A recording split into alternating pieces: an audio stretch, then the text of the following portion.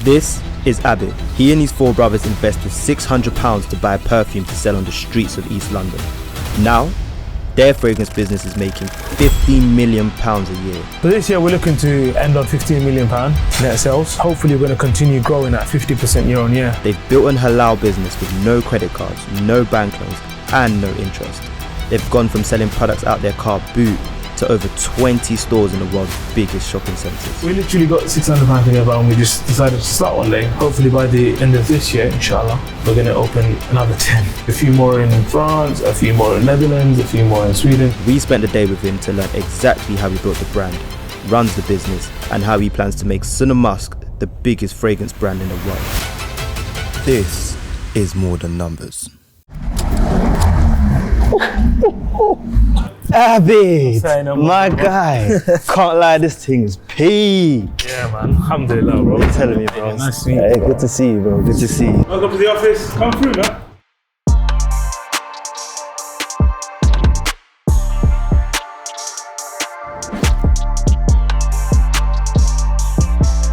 Before we get into anything, Sunnamusk, what does it mean? The name itself is derived from the word sunnah, which is a habit, and the Prophet ﷺ in the Muslim religion, he used to like the wearing of fragrances a lot, and musks and things like that. So that's where it kind of got the inspiration from. I guess it's the habit of wearing fragrances and musks. That's a beautiful meaning. Thank you, man. Tell me about Sunnamusk. How did you get started? So my brother used to live in Egypt, so he used to study in Cairo, and he had this collection of fragrances that I had put together. Okay. Yeah, we wanted to kind of start a business, but we had no resources, no capital, no funds, nothing like that. So we literally got £600 together and we just decided to start one day. This was just literally around the corner. Okay. So there was a little event, went with the car, put the fragrance in the boot, opened it up, and that's where everything started. So you're telling me £600, yeah. And now what's the business valued at? That's a good question. I mean, we generate about 50 million in revenue at the moment. So valuation will be a lot more than that. Crazy numbers. Yeah, so you came from £600, potentially over £50 million business right now. How is it like starting a business with your brothers? It was actually really good because there was 5 of us and everyone actually had a different skill set. So for example, my eldest brother, he helped with opening things like bank accounts, and he had a lot of experience. The second brother, he was the one that was studying in Cairo, and he had the nose and that. So he put this collection of fragrances together. And then my third brother, Shafiq, he had done a few businesses already, so he failed a few businesses and he learned from those mistakes. So I guess those mistakes really helped in the startup phase of the business. And then my fourth brother, Ashik, he was a salesperson. He was very good at selling. Yeah. So when we used to be in the market stalls and things like that, he defined those strategies in the beginning, like how do we talk to people. My expertise was at the time, I was actually into graphics design, branding, video, images, things like that. So the initial logo and the branding that we put together, I actually made that. I was very young at the time, but I actually designed that on Photoshop myself, probably about 15. No way. Why didn't you guys think about taking out a bank loan? My family is actually quite conservative in that sense, so interest is forbidden in Islam. Got you. So we've never even thought of going down that route because it's never been available to us. What we did have is a lot of family support. Because I remember when we got into Westfield, Stratford in 2011, we didn't have no money. We didn't have no money to get into that, as in to be at that level to get into the shopping centre. So we literally had to use my mum's friends, my dad's friends, my eldest brother's friends say, hey, can you give us a, interest free, just as a favour, give us a short-term loan. And that's how we kind of got by. How much did you have to raise to be able to afford that? At the time, it was about 30 grand. 30 grand? Yeah. To have a so basically to build a kiosk. I think it's still one of the biggest urban shopping centres in Europe, and also one of the busiest. No, definitely. So we recognised that was a massive opportunity and we couldn't miss it. So we had to do everything in our capabilities to try and make that happen. So we thought we were going to make X amount a day, and that didn't happen.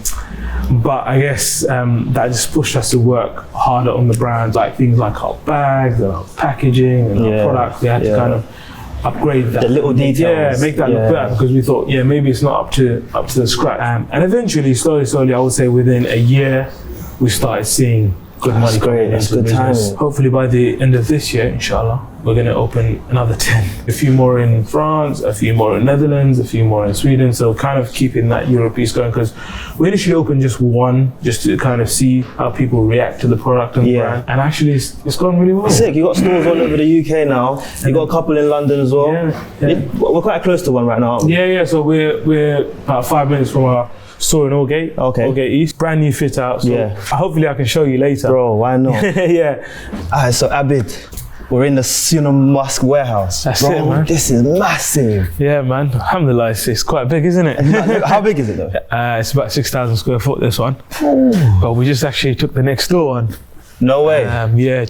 That's just in the process. So that's another 6,000 square foot. So it's going to be 12,000 in total. You're killing me. But you didn't always start off from here. No. Tell us where you started. So we actually had a very small unit. It was about 900 square foot in Valence Road in Bethnal Green. And actually from there we had our warehouse, our storage, all the office stuff, administration, everything used to happen from one place. Yeah, we literally had about 4 or 5 desks and the stock on the right. Oh damn. So now when we moved out of there 3 years ago, it was very, very different to this place. I mean, this place is very nice, neat, tidy, everything is palletized and things like that. But there it was just like boxes stacking on top of each other. So whilst you were there, at what point did you realize that damn, we need a bigger space? Yeah, I mean, look, we actually make our own perfumes and fragrances, so we have to store a lot of packaging and bottles and things like that. When we were trying to grow, and we needed more product to hold it in stock so that it doesn't go out of stock, we just came to a point where we had to stock like boxes outside of the warehouse, and it was just getting too much. And at that point we just had to make a call, like we really need something bigger. How much does it cost to rent a space? A place like this, this one is about 80k a year. Damn, is that including both units? No, that's just the one, so that's another 90k. So there's 2 things that happen here. The raw material comes in here, so the packaging, the bottles, the raw fragrance. Then it gets sent out to another one of our warehouses, which we have in Yorkshire, and then it gets assembled and put together, and then it comes back here. And from here we have our own van, so we deliver to the stores. They go by a courier or by our own van, and basically, they just get kind of delivered. But this is our online section, so if you order a Sunnamusk fragrance from our website, then there'll be people picking and packing here. So you don't actually make your fragrances here? Not here, no. So where are they made? So they're actually assembled and filled and blended in Yorkshire. I think I've seen somewhere that you have some warehouse in Switzerland, or the lab is in Switzerland. Yeah, so that's what I was saying. So the actual raw fragrance ingredients, so those are made in Switzerland. And you might have seen the video, so that's actually in Zurich. And that's where the raw, the flowers and things like that, that's where that is processed. A perfume looks like a simple thing, but it's actually quite complex. So there's the bottle, the juice, the cap, the packaging. So we procure all the different elements, bring it here, send it there, they put it together and then send it back. Damn, that's quite the process. Yeah, it is quite a process, but obviously we like to do things properly. We don't want to kind of just outsource it to some other country. We like to go and see the product being made. When we make fragrances, I always get involved with the perfumer, sit down with the fragrance, all those kind of bits. And even, during COVID times, when sanitizers were not available and everyone was running around looking for sanitizers, we actually made it. Capitalize off that as well. Yeah, I mean, that's how we got through COVID, man. Abid, I can't lie, you've told us about the origin. We're at your warehouse, it's massive. But before we go to the shop, let's talk numbers.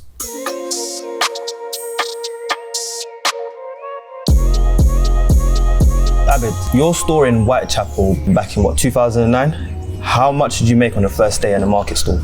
Oh, that's a good question. I believe it was about £27.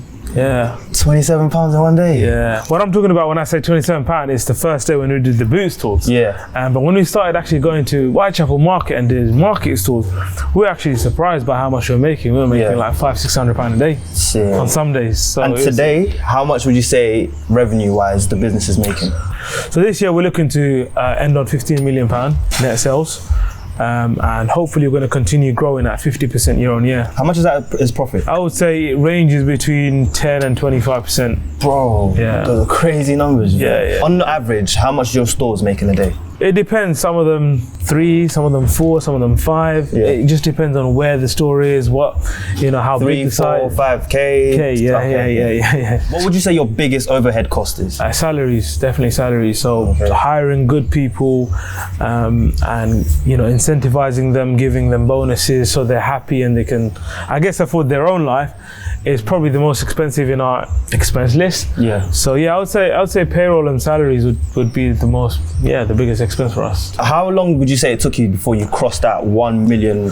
So remember I was telling you earlier, between years of 2011 and 2019, we were kind of consistently making just under 1 million, and we couldn't kind of get over that sort of that barrier. Yeah. And I think once we kind of overcome all of our issues and our troubles and we started growing again, that's when we started scaling fast. So between 2019 and now, between 3 to 4 years, we went from a company making 2 million to 15 million. So it's been a crazy few years. Yeah. And so in your stores today, like how many of your products do you sell in your stores? So we're actually at the moment reshuffling our whole entire range. So we used to sell a lot of products and a lot of fragrances before, over 70 fragrances. And what we realized is to scale and to become bigger and to train people on the fragrances, it becomes really challenging to do it on that big amount of fragrance. Any chance we could go see where these products are being kept? The stores? Of course. We have our flagship store in Aldgate East. Yeah. We could pop down there. We actually just refitted it brand new, so I want to show you that. Bro, let's go, man. Let's do this.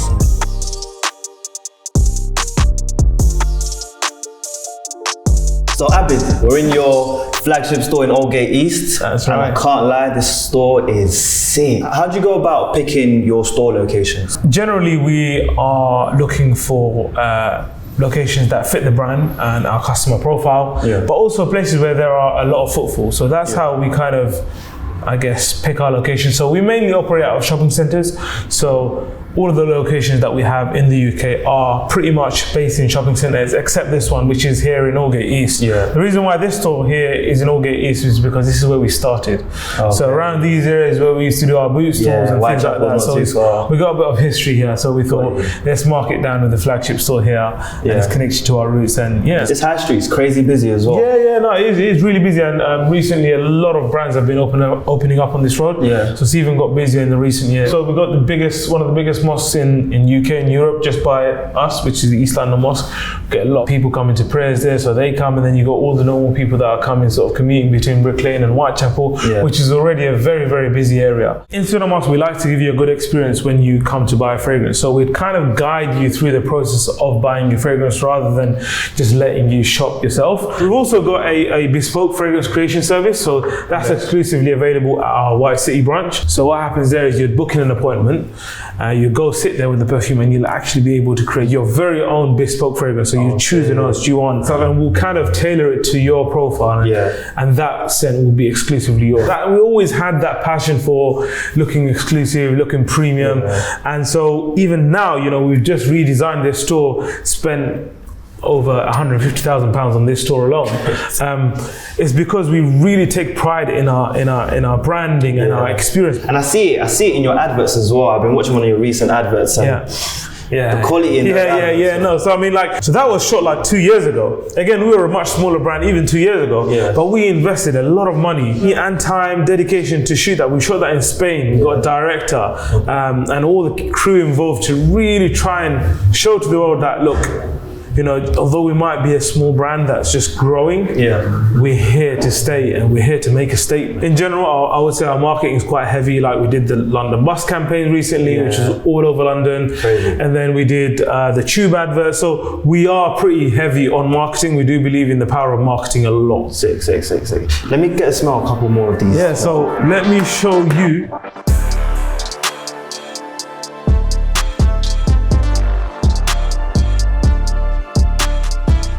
Abid, Sunnamusk been running for almost 15 years now. That's right. Talk to me about some of the challenges you've faced as a business. It's always been a lot of challenges. I think the biggest challenge definitely would be the sort of capital. We didn't have a lot of capital or cash to begin with. So when you're trying to invest in the brand, trying to make new shops, fixtures, fit outs, when you're trying to invest in hiring people, we never had that external investment to boost the business. So we had to kind of pull and grab and and sort of shuffle between different things and really try and make it work. And I think that was the biggest struggle. But alhamdulillah, now that we're in a different position, the business has been flourishing for the last 3 years. We've had a lot of people recently, a lot of good talent. Like, for example, our new head of marketing was the chief digital officer for L'Oreal. Some of these big names and these big brands, we're getting talent and attracting these talents to come and sort of scale the brand and business with us. So you've done really well as a Muslim to keep the business halal. 100%.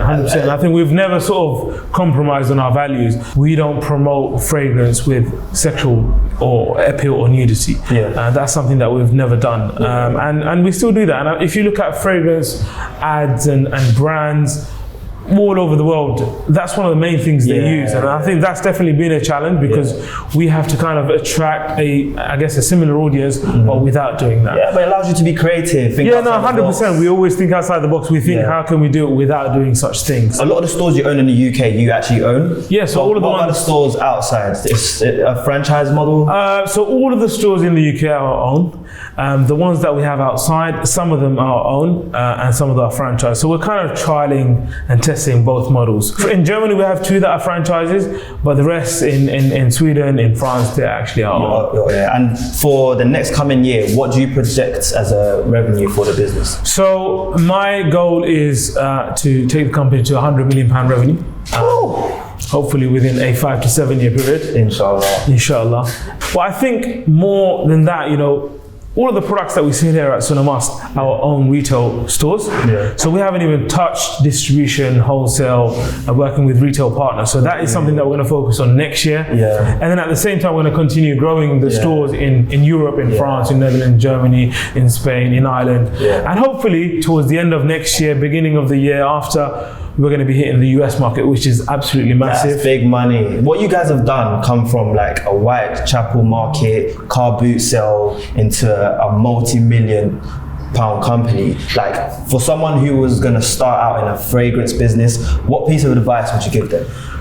I would definitely say with fragrance, it's a lot about the quality of the product and the service that you provide in the story. So whatever you do, make sure it's authentic. Make sure the quality of the product and the fragrance that you're selling is to the absolute maximum. And make sure you have a story. You need to have a story. Why this fragrance? Where has this come from? I think the first thing is to just start. You're never going to be perfect. We were never perfect. When we did things when we started, we weren't perfect. We were far from perfect. But I think slowly, as you learn, as you grow, you perfect along the way. And of course, when you have a lot of success and resource and money, then you can do it in a proper way, in a professional way. At the startup point, you can't get too stuck in, is it 100% perfect? Because it's never going to be. That's great advice. Abid, we spent the whole day with you. We've been to your office, warehouse. I hope you enjoyed it, man. Hey, bro, this fragrance we've been smelling all day, I can't lie. You gotta take one with you today, man. Hook me up, man. I'll hook you up, man. Appreciate it, bro. Hey, there you have it. This has been More Than Numbers, and this is Sunnamusk.